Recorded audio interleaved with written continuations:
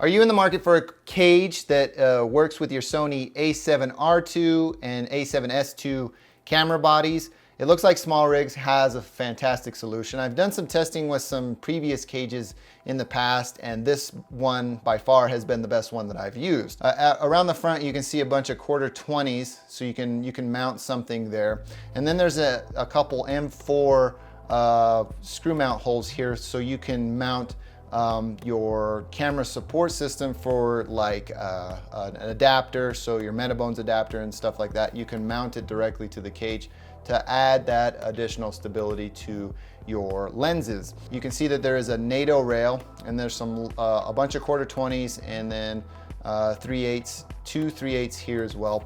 One thing that you'll have to note with this NATO rail is that this end here is a really tight squeeze, so I couldn't fit some previously owned handles on this rail system. There's also an RE mount here surrounded by a bunch of quarter 20s and some more quarter 20s up here. The cool thing about these quarter 20s is that it is used to mount the provided cable clamp for your system. I don't know if you've ever used your camera in certain environments where the HDMI falls out and stuff like that. This, you mount it to the cage with the provided Allen screws, and then you can clamp the cables down, and it keeps them in there really nice. Going around the back here, there's nothing. One thing I wanted to highlight with the SmallRig cages is that you can pay an additional $8 and have them custom design wording right here, and I think that's cool. I like that a lot, and for $8 it's completely worth it in my opinion. You can see there's a strap mount, a bunch of quarter 20s and a 3/8 system, and then it has a built-in rosette. And because they went with a standard mount, you can use anything. I have here the SmallRig handle, the right-handed handle, because it is on the right side of the camera. You can mount this directly to it rather quickly. By the way, this cage is the 1982, because they have SKUs on the SmallRig website, so if you wanted to check this out, this cage is the 1982.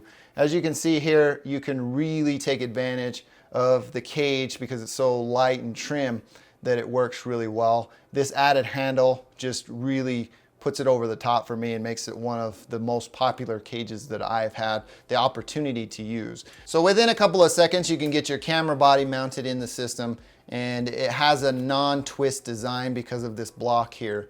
The camera is not going anywhere when you mount it in here with this one point of contact. I know with other cages, if you only have one point of contact, it's really difficult to kind of keep your camera within the cage at the way that you intended it, especially when you add larger lenses to the system. They tend to shift and all that type of stuff. So when you look at this cage, there are a couple of things that I wanted to highlight. You can see that the hot shoe is completely accessible, and this is good for the Sony XLR system that you can use, and it pairs with the system and all that type of stuff. A lot of cages remove access to the hot shoe of a camera. This is an additional cold shoe mount. You have full access to the battery doors. I know some people may have concerns with what types of plates that you can use with this and have full access. So here I have a Manfrotto quick detach plate. So even with this QR plate all the way to the side, I still have full access to my battery and can remove it with a little bit of finagling. It works really well. You can slap it in there. It's all the way to this edge. I also wanted to show you the Manfrotto 501 plate because that's the systems that I'm kind of using.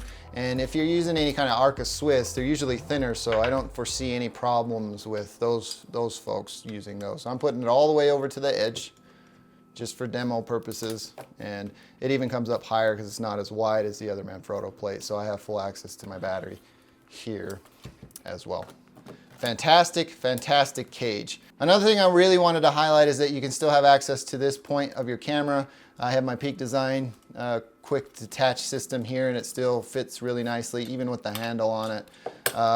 One thing that I really found interesting is that Sony's design of the camera really made this perfect for pressing this as record. I really did not like the placement of this button until I used this cage. That's pretty funny in my opinion. You have your standard access to all of your ports on the Sony A7R II. When you have the HDMI cable clamp on, you want to make sure you open both of these before you put it on. I wish SmallRig would have included some quick detach nuts that you can you can screw on and off, or some D-rings that you can screw on and off without having an Allen key present, because I like to detach this and put this in. I tend not to use this because of that issue. I haven't explored any D-ring options for this to adapt this to it, but I may do that in the future. The SmallRig camera cage for the Sony A7II, A7R II, and A7S II is a really fantastic option when it comes to protecting your camera and giving it more utility when you're considering a cage with minimal addition of bulk to your camera system, because I really never take it out of this camera cage because it is so streamlined, and it really just adds that additional utility to my camera system, and it works really well. If you're interested in pricing and availability, all of that will be linked in the description. Before I close, I must disclose SmallRig was kind enough to send this system out to me for review, so without them this video would not have been possible. Well, that about does it for me in this one. If you like this video, please feel free to give me a thumbs up. If not, you know what to do. Thank you for taking the time to watch. I'm Tomas, and I will catch you in the next one.